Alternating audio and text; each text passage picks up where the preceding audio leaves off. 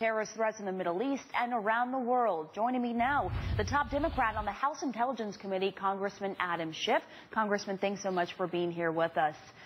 My first question to you is about what we just heard about, this new alliance, announcement from Ayman al-Zawahri about, the new Taliban leader. Do you think the U.S. has any actionable intelligence about where he may be? Well, we're trying to, first of all, verify the authenticity of that tape. But I don't have any reason to question that that's him and that's his message. It makes sense for Zawahri both to show himself but also to align himself again with the Taliban.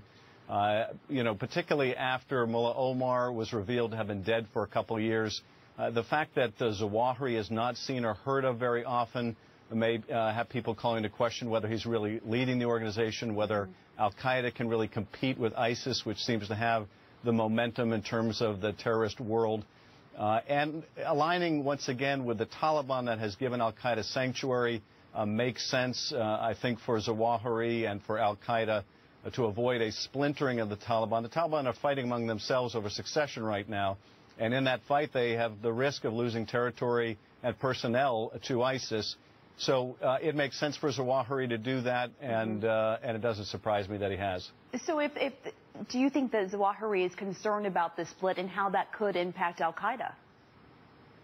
Absolutely. Well, concerned for a couple of reasons. Concerned because if the Taliban disintegrates over internal conflicts, that might mean that it's less of a sanctuary. They provide less of a sanctuary to al-Qaeda. But it also means that they may lose their members to ISIS. And al-Qaeda is really at war with ISIS in terms of the jihadi battlefield. ISIS has been on the ascendancy. Al-Qaeda looks very much like a relic of the past, and Zawahri himself looks like a relic of the past.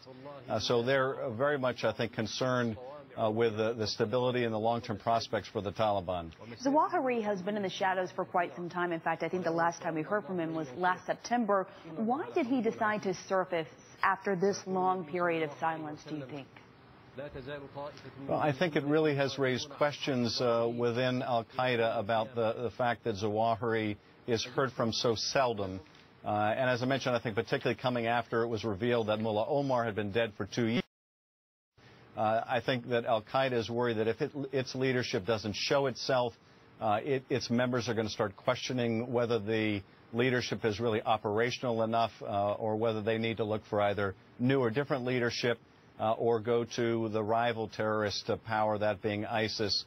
So I think that's why Zawahri finds it necessary to take the risk, and there is a risk when they reveal themselves, but doing so, I think, was very important to them at this key time. Zawahri clearly feels threatened by ISIS, and there's a sense that perhaps he's losing power. But this is someone who played a key role in 9/11. Why hasn't the United States been able to get him? Is he even a priority to capture? Well, he's absolutely a priority to take off the battlefield. He is, as Barbara mentioned, a big part of the unfinished business in terms of going after and eliminating that leadership that was responsible for 9/11. So we have never lost focus, I think, on the imperative of finding him and going after him. I think he has seen just about everyone around him over the years, these other high-value al-Qaeda targets taken off the battlefield one by one. But no, we won't rest until we can remove him as well from the long history of these deplorable figures involved with 9/11. And we're just getting in some breaking news on ISIS. Stand by, Congressman Schiff. We're going to take a quick break. This is CNN Breaking News. We're back with Congressman Adam Schiff, the top Democrat on the House Intelligence Committee. Congressman, please stand by because we are getting some breaking news into the Situation Room. The U.S. is investigating credible reports that ISIS terrorists recently used an outlawed chemical weapon. Our Pentagon correspondent Barbara Starr is here, along with our Chief National Security Correspondent Jim Sciutto. First to you, Barbara. What are you learning? Good evening again, Pamela. CNN's entire national security team bringing this information to the Situation Room. Tonight, U.S. officials, multiple U.S. officials are telling CNN the Obama administration is investigating credible reports that ISIS in Syria and Iraq is in possession of mustard gas, a chemical weapon. What they are investigating is that the latest use of this may have been earlier this week in a Kurdish town in northern Iraq. There are reports, credible reports, people there fell ill with symptoms that are very much identified with mustard gas.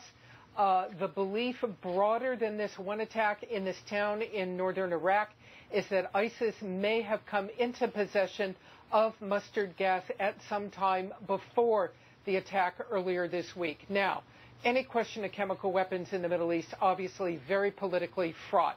A lot of history there. What officials are telling us is they are investigating it. They believe the reports are credible. They will not tell us the exact intelligence that leads them to believe the reports are credible. But they also are saying mustard gas.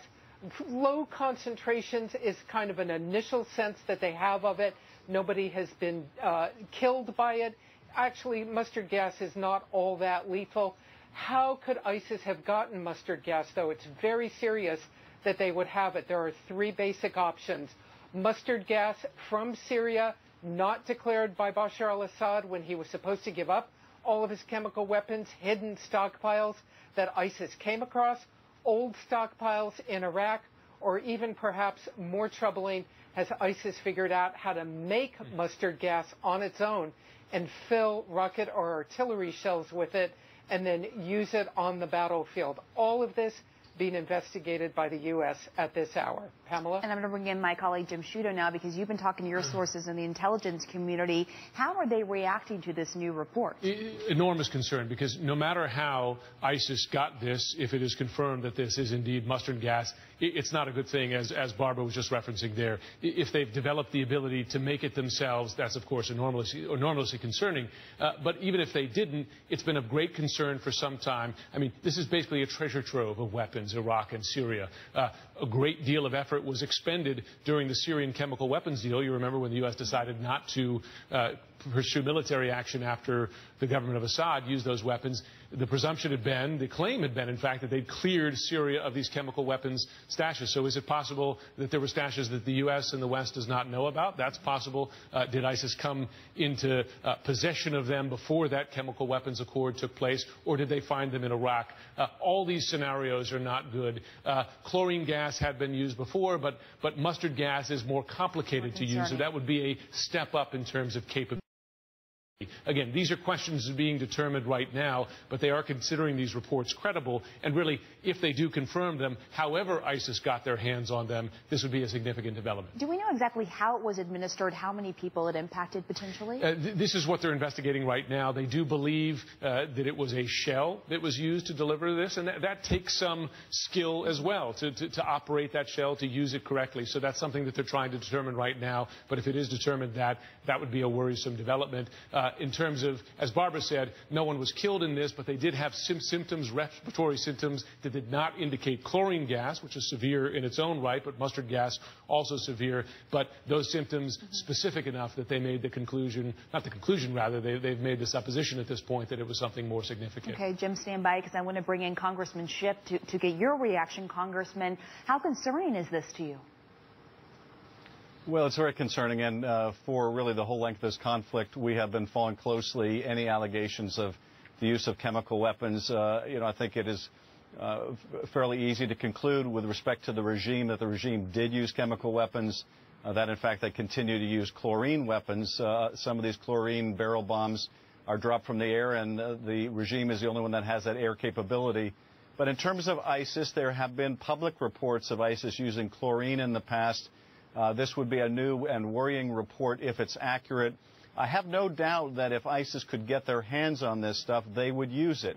No level of violence is too great for this group. They glorify the terror that it creates and the image of their brutality. So if they get it, they'll use it. They also have a lot of former Ba'athist officers that give them some sophistication, and it may be also in the area of chemical weapons. I think if they do possess these kind of weapons, and I can't go into specifics, but if they did, my guess is they're more likely to have gotten them as old weapons left over in Iraq from the old WMD program there than they were likely to obtain them in Syria in some kind of a hidden cache of the regimes. But again, we're obviously going to explore any of these reports and continue to do all we can to get to the bottom of them. I'm going to bring in Jim Sciutto. Jim? Congressman Schiff, I wonder if I can ask you this, because it's been the contention of the administration that the air campaign, the ground forces that are allied with the U.S. and the coalition on the ground, the Kurds, the Iraqi security forces, are putting ISIS under pressure, keeping it, in effect, from expanding its ability. This would seem to indicate that they are expanding their ability, that they've gotten their hands on something that makes them more threatening to those forces. And I just wonder, from your perspective, how much this undermines the administration's claim that they are being successful in putting pressure on ISIS, that ISIS is getting weaker rather than stronger as the result of the coalition campaign. Well, I think the administration is correct when they say that ISIS is under greater pressure than ever.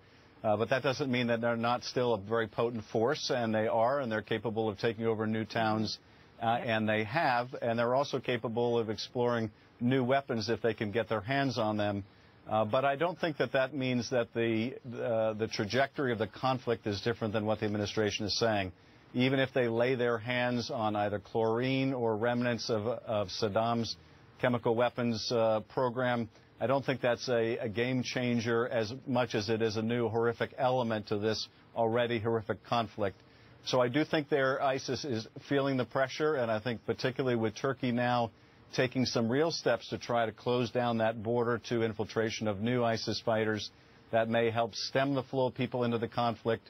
And obviously there's new pressure from the air. And I think a new capability on the ground, certainly with the Kurdish fighters. Doesn't surprise me. ISIS really wants to go after the Kurds. But, Congressman, is this a red line? Do you think the administration needs to change its strategy as a result of this? I don't think so. And, you know, it's heartbreaking because this conflict has already claimed so many lives, and we all want to see it come to an end. And we obviously want to see a quick end to the threat ISIS poses. But the reality is I don't think we can get too far out ahead of the changes that the Iraqi government has to make to bring the Sunnis into the fold. Because, again, you know, we can send in a lot more troops, and we can send in spotters, and we can do a lot of things that some people are calling for during the presidential campaign, and we can win some of the battles. But we've seen they don't stay won if the political problems aren't solved. And right now those political problems are still as bad as ever. And I just don't want to see us trading American lives for Iraqis who aren't willing to make the political compromises they need to. Let me ask you, Congressman Schiff, you mentioned American lives there. You heard the outgoing Army Chief of Staff yesterday say that he would recommend U.S. forces on the ground there, perhaps as spotters for airstrikes, forward-deployed advisors to Iraqi forces. If ISIS has chemical weapons, that would put U.S. forces certainly in greater danger. Does that, you say it's not a game changer in terms of the battlefield on the ground, but could this be a game changer in terms of putting U.S. troops into greater harm's way to fight ISIS? It could put our troops at greater risk. You know, we have, I think, good precautions that we can take if we're concerned about access of ISIS to chemical weapons. But I think the greater risk is that really putting Americans in harm's way, regardless of whether they possess these chemical weapons, risking the capture of American special forces, risking the spectacle that we saw that the Jordanian people had to suffer when their pilot was burned alive. You can imagine how the conflict would escalate if that were to happen to an American. So I think the president, quite rightly, has been resisting this being drawn in, particularly when we don't see the Iraqis making the kind of political changes they need to make. So it does add some additional risk, but frankly, Jim, I think the risk is already very considerable for American forces. Congressman Schiff, thank you.